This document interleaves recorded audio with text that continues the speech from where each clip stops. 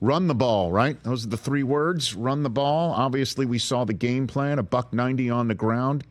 And what were you able to see out of the Florida State defense that you're like, okay, this is what we're going to do. We're going to run the counter, and we're going to keep doing it until they stop it.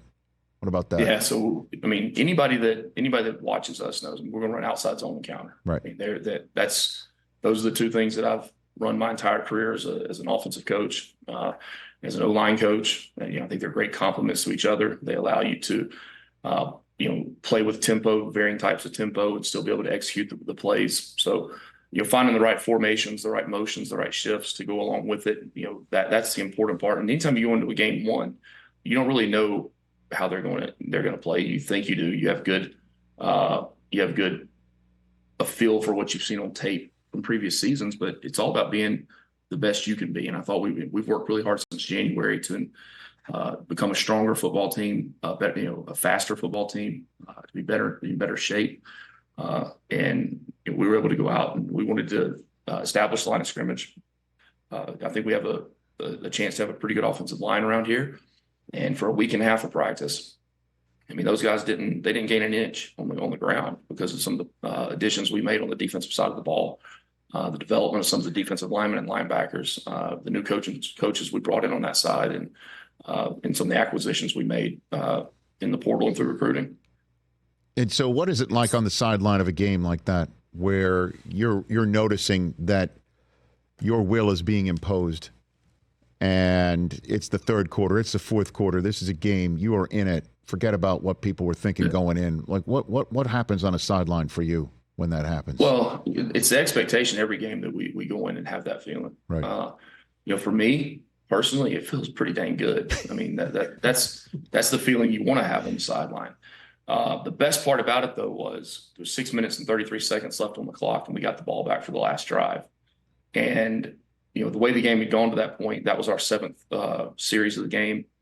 Florida State had 7 series. I knew we weren't going to get the ball back. There was no chance we were getting the ball back. So we basically had to go into 4-minute mode. And then they had, basically 4 timeouts. They had the 3 timeouts and the 2-minute timeout.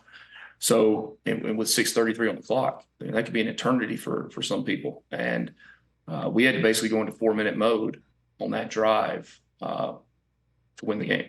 So it was a well-executed plan that we had, and we're able to get the win and now move on to this next week's game. Yeah, I know, and it's moving on. I mean, how this has got to be, and again, the way you draw it up, you want to take your kids on the road. You want to take them to a spot where they're expanding their world. I'm sure this might have been the first European trip for a lot of your kids. You're trying to show them what they can do against an opponent that thought they should have been in the college football playoff last year. And you go ahead and you do what you did. I mean, what do you think? How do you follow this up? How do you bottle it? What do you do here? Yeah, well, the big thing is, I mean, the game we played on Saturday was no different than any other game. For us in the locker room, for us as coaches, we were able to leave at 4:00 on Wednesday. Fly through the night, get there on Thursday, and go about our normal Thursday. We didn't go sightseeing. We didn't go to castles. We didn't go to Guinness. We didn't go to Jameson. We didn't do any of those things. We were there to play a football game and win a game. And that's no different than every game we play throughout the year. We learned early on in this journey how not to lose a game, right? We learned early on, then the next step became how to win games, right? Well, the step we are right now is how to consistently win, right? And in order to consistently win, you have to consistently prepare, you have to consistently practice, and you have to be consistent on a day-to-day basis, right? Our program and where we are in the program right now, right? We've had a lot of lessons learned in the past, and we have to take those lessons and use them in our day-to-day, because you can't do anything about yesterday except for learn from it, and you can't do anything about tomorrow but prepare for it. So was it a big game? It was a big game for Georgia Tech. It was a big game for the fans. It was a big stage that the program was on. But for us in the locker room, it was the next game. Who'd you hear from? Do you hear from anybody that we might know? Oh my gosh! Yeah, yeah. I'm sure there's a lot that you would know. Who'd you hear from? I know we're just met, and I'm asking you to name drop. That's probably not your. I'm picking up your style here. That's not your style. It's not. But so then, how many text messages do you have on your phone when you grabbed it? Yeah. So reception was a little spotty, in the stadium, and when you came back out, and, even with roaming on. I mean, they had 458 when I got back to the room that night. 458.